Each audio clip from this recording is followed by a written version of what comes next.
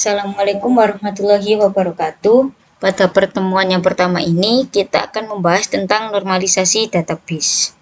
Untuk yang pertama, sebenarnya normalisasi itu apa sih? Normalisasi adalah sebuah teknik atau proses pembentukan relasi basis data ke dalam bentuk yang lebih normal, sehingga sebagian bentuk ambiguitas data bisa dihilangkan.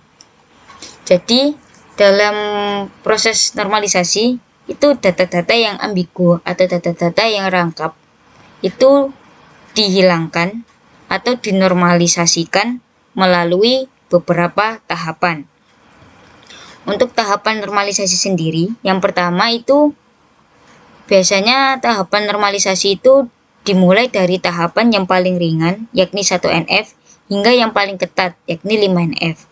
Tetapi biasanya dalam tahapan normalisasi ini dilakukan hanya sampai pada tingkat 3NF atau BCNF.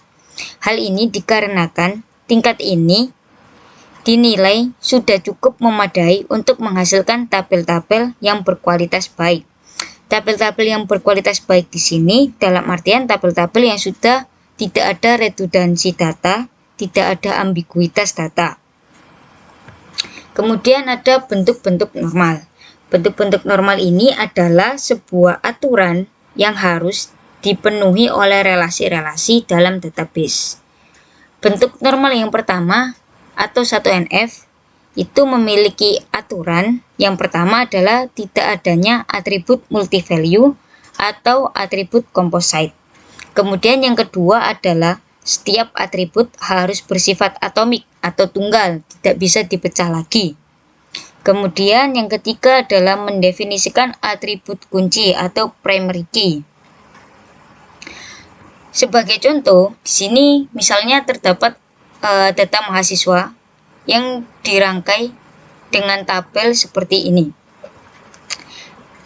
Pada bagian kode matkul ini terdapat beberapa value, yakni 101, 102, dan juga 103. Begitupun pada field matkul, field SKS, field nilai, dan juga field bobot. Nah, dalam tabel yang baik itu multivalue ini tidak boleh.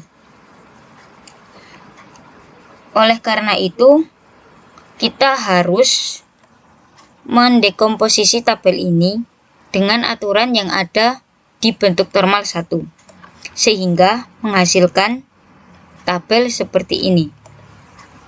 Jadi untuk kode-kode matkul ini itu diberikan baris tersendiri agar tidak ada atribut yang multi-value.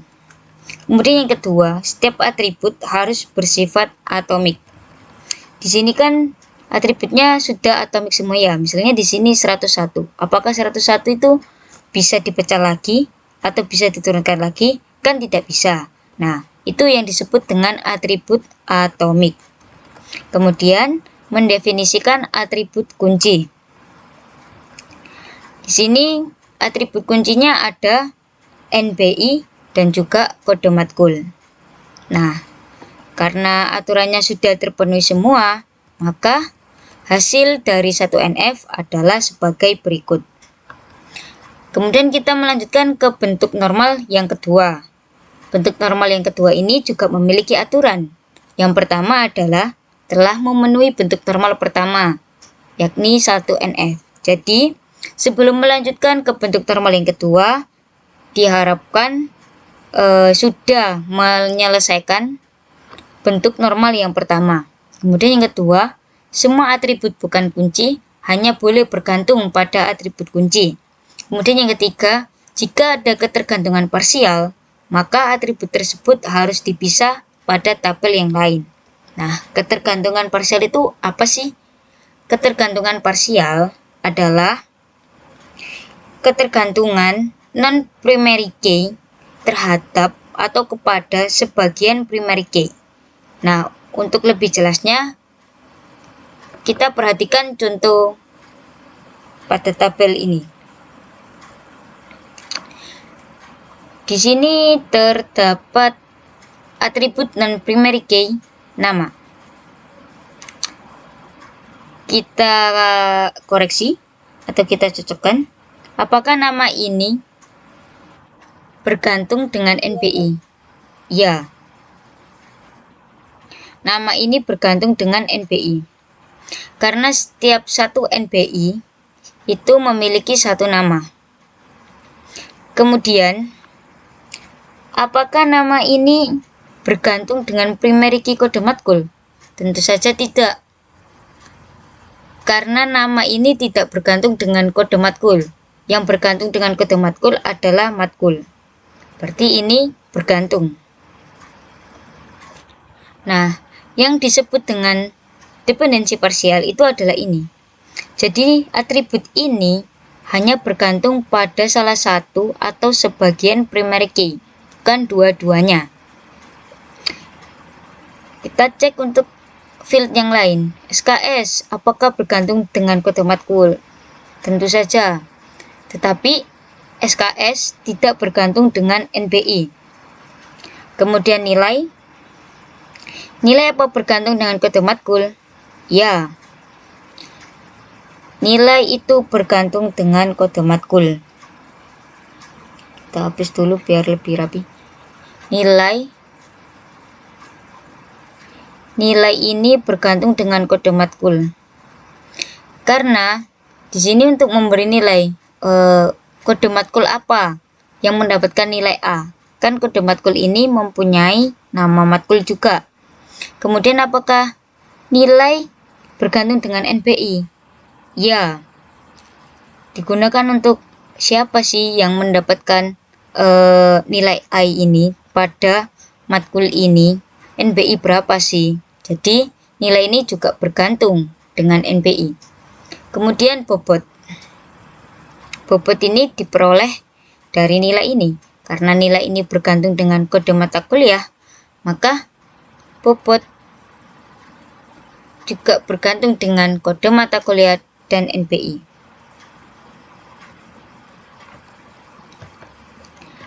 Sehingga untuk bentuk normal 2NF-nya itu kita mendapatkan beberapa tabel ya.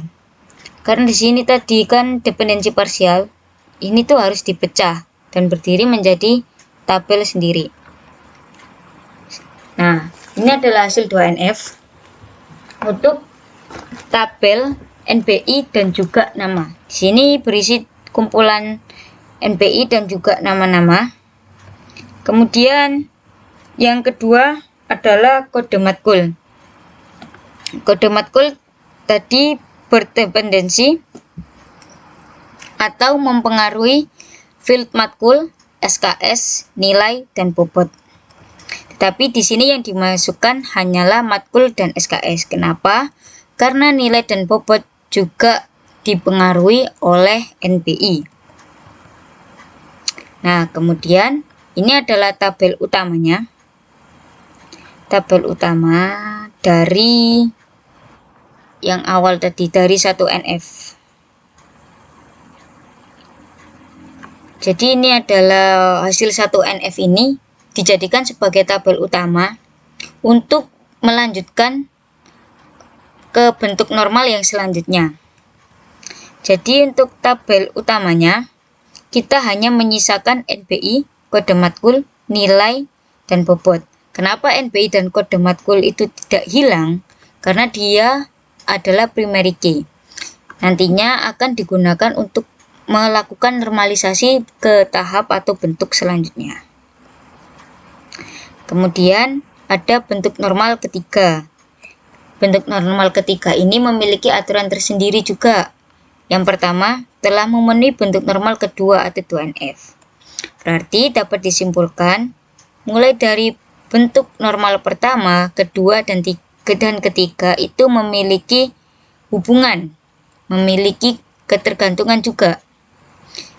Jadi dipastikan sebelum melanjut ke tahap selanjutnya, itu harus diselesaikan terlebih dahulu untuk bentuk normal tahap sebelumnya.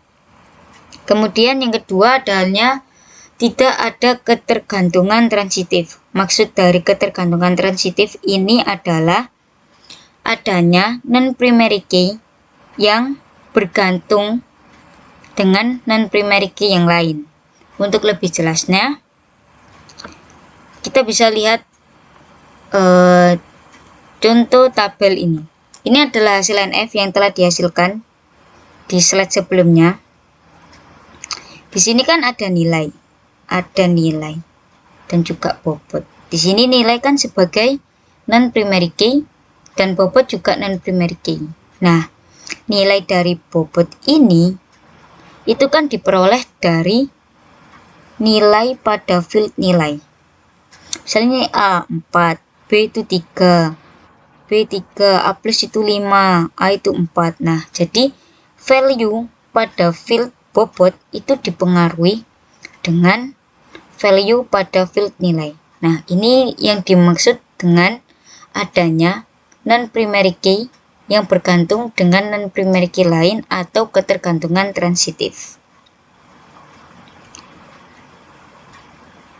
Karena pada bentuk normal 3 aturannya itu tidak boleh ya, atau tidak ada, ditiadakan, maka tabel nilai dan bobot harus dipecah menjadi seperti ini.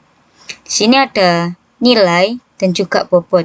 Nilai sebagai primary key dan bobot menjadi value-value yang bergantung pada primary key nilai. Kemudian untuk tabel utamanya menjadi seperti ini. Hanya tersisa NBI, kode matkul, dan juga nilai. Nilai di sini sebagai foreign key. Jadi dapat disimpulkan bentuk normal atau normalisasi dari satu tabel itu akan menghasilkan beberapa tabel. Kita lihat dari tabel ini, hanya satu tabel, kita menghasilkan 1, 2, 3, 4, 5.